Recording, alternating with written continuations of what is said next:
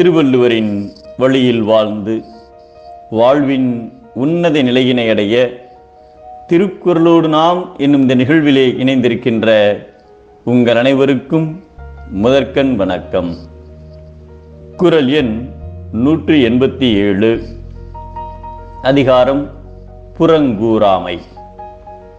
கம்பரின் கவிபாடும் ஆற்றலை அறிந்த சோழ மன்னன் குலோத்துங்க சோழன் அவரை தனது அவையில் தலைமை புலவராக அமர்த்தியதோடு கவி சக்கரவர்த்தி என்னும் பட்டமளித்து பெருமை பாராட்டினார். அதை கண்ட மற்ற புலவர்கள், இடையிலே வந்தவனுக்கு அவைக்கள புலவர் என்ற பெருமை போதாதென்று கவி சக்கரவர்த்தி என்ற விருது வேறா என்று உள்ளம் புழுங்கினர். பொறாமை கொண்ட புலவர்கள் சிலர் சோழ மன்னனின் உள்ளத்தை நெஞ்சாக்கி கம்பரை விரட்டிவிட வஞ்சகச் செயல்களில் ஈடுபட்டனர். புலமையில் வறுமை கண்ட அப்புலவர்கள் விரித்த வஞ்சக வலையில் மன்னரும் விழுந்து விட்டார். அதைத் தொடர்ந்து நடந்த இரண்டொரு நிகழ்ச்சிகளும் கம்பர் மன்னரை அவமதிப்பது போல் அமைந்துவிட்டன. அதனால் மன்னரின் மனம் மாறத் தொடங்கியது.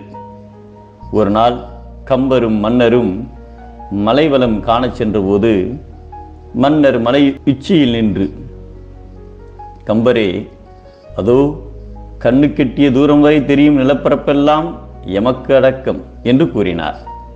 அப்போது கம்பர், மன்னனுக்கு மண்ணாசை பிடித்து விட்டது, அதை முளையிலேயே கிள்ளி எறிய வேண்டும் என்பதற்காக, வேந்தே, அப்பகுதியெல்லாம் உமக்கு அடக்கம், ஆனால் நீரோ எமக்கு அடக்கம் என்று கூறினார். கம்பர் கூறியதை கேட்டதும் மன்னன் கோபம் கொண்டு, கம்பரே, கல்விச் செருக்கு உமக்கு மிகுந்து விட்டது. ஆணவத்திற்கு சோழன் அவைக்களத்தில் இடம் கிடையாது.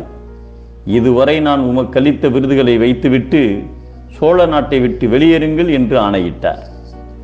சீறி எழுந்த கம்பர், மன்னா, மண்ணுலகம் என்பது சோழ நாட்டுக்கு மட்டுமா சொந்தம்?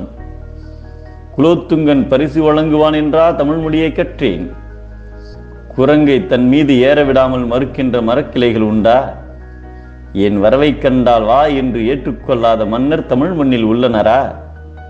கற்றாரை போற்றும் நற்றமிழ் நாடு இது.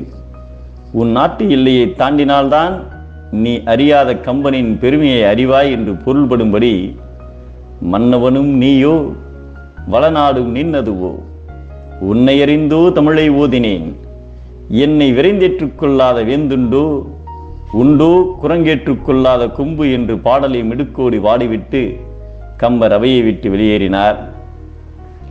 பிறர் மகிழுமாறு இன்பமாக பேசி அவரோடு நட்பு செய்வதை அறியாதவர்கள் நண்பராய் இருப்பவரை பற்றி புறங்கூறி பிரித்து விடுவர் என்பதை பகச்சொல்லி கேலீர் பிரிப்பர், நகைச்சொல்லி நட்பாடல் தேற்றாதவர் என்கிறார் நம் தெய்வப்புலவர் திருவள்ளுவர்.